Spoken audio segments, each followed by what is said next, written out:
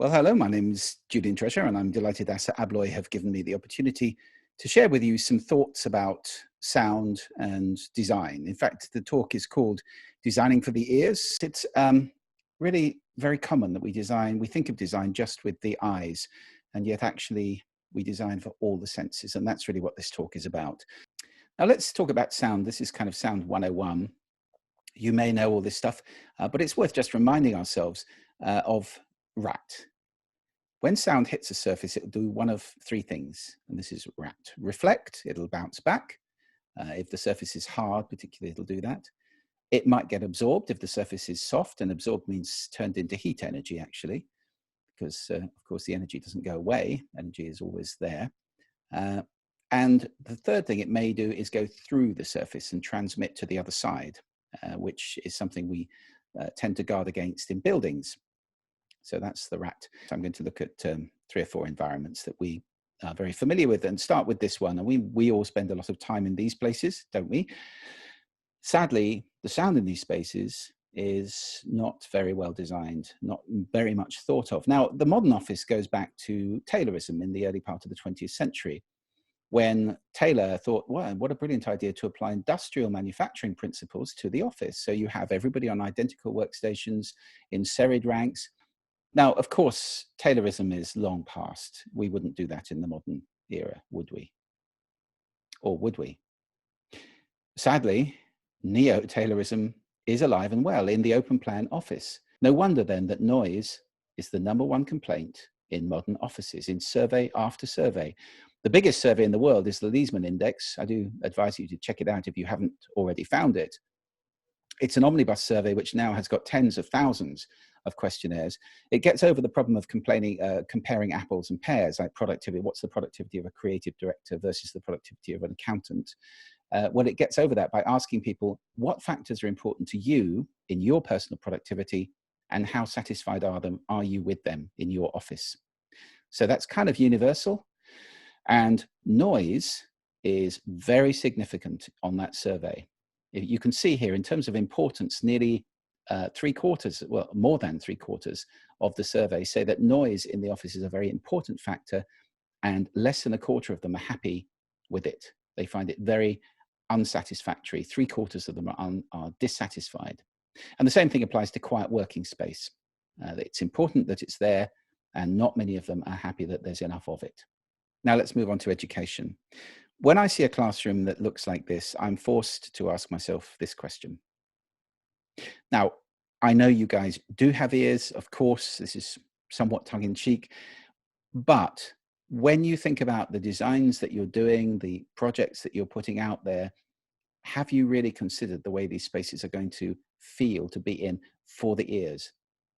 Are you designing with and for the ears as much as for the eyes? Because just think of what that classroom is going to sound like filled with 20 or 30 kids who are doing group work. Not great, I would say. There is a lot of research on the effect of poor acoustics in particular in education. And of course, poor acoustics here, I'm kind of including attenuation from outside and from adjoining spaces. If noise in a classroom goes up, what happens is people find it harder to work, and it's stressful for the kids and for the teachers. Lots of research on this now. 5 decibel drop in noise contributes to reading and recall up 10%. These are significant numbers. Attention and memory up 3%.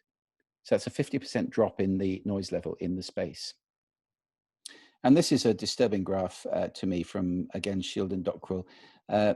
Here we have the degradation as the space gets noisier, the reading scores go down for typical pupils, which is bad enough. But if you're talking about pupils who have got some kind of special educational needs, it's a disastrous effect. I mean, their reading scores go down to very minimal levels. So we are disadvantaging them even more than the average pupil. Let's move on to leisure and the hospitality industry, where again, noise is a significant issue. Now, I think many luxury brands these days are selling peace. I mean, peace is kind of the new time, if you like. We've been selling save time, save time, save time for a long time. Now you're tending to find, particularly luxury brands, using slogans like the quietest cabin in the sky, or talking about me time and peace and so forth. Certainly in the leisure and hospitality industry, peace is what people are starting to focus on, quality of sleep, spas, welcome, and so forth. It's the #1 complaint on this enormous survey done by Review Pro, which was 2.5 million guest reviews. What they did was they corralled all those guest reviews from the various services on the internet, and they looked at, it was nearly 6,000 hotels, 20 cities. What was the #1 thing that people were complaining about, not at the hotel, but when they got back afterwards? They said it was terrible, it was too noisy. The second thing was the elevators, and the third thing was strange smells. So those were the three that pulled out of that survey, noise the #1. Let's move on to hospitals, where you would think if we go to hospital, we're going to be treated in a beautiful, optimal environment. Sadly, no. Noise levels are rocketing in hospitals. Look at this graph. This is really disturbing.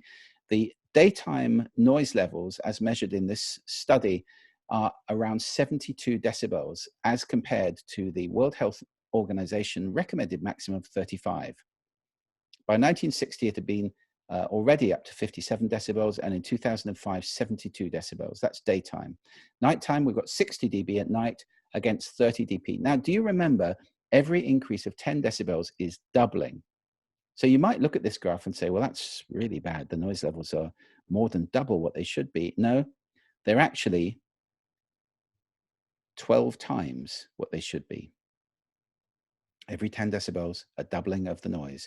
And at night, 8 times what they should be, according to the World Health Organization. This is a disastrous situation. It affects the accuracy of dispensing, because people can't hear instructions and their concentration is being disturbed by the noise around them. Most of all, it affects recovery, because we get well by sleeping. Sleep is how we recover. And how can anybody sleep in an environment that sounds like this? These are all threat sounds. Our body is telling us, I'm in danger here. It affects both the quality and the quantity of our sleep. Sleep is compromised by noise. I am absolutely convinced that we could transform hospital and healthcare outcomes by paying attention to the sound of these spaces, and we could transform the outcomes virtually overnight. So, to summarize, we have in the past really focused on aesthetics, security, reliability, and value when we're thinking about door furniture, doors, closures, seals between rooms.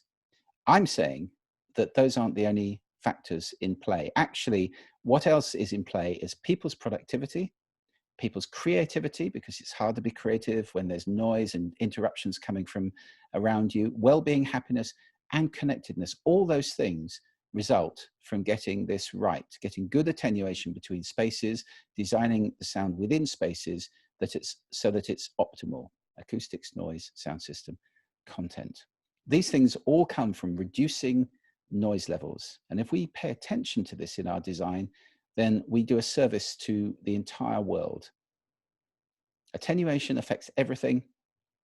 Blocking is absolutely essential for all types of human behavior.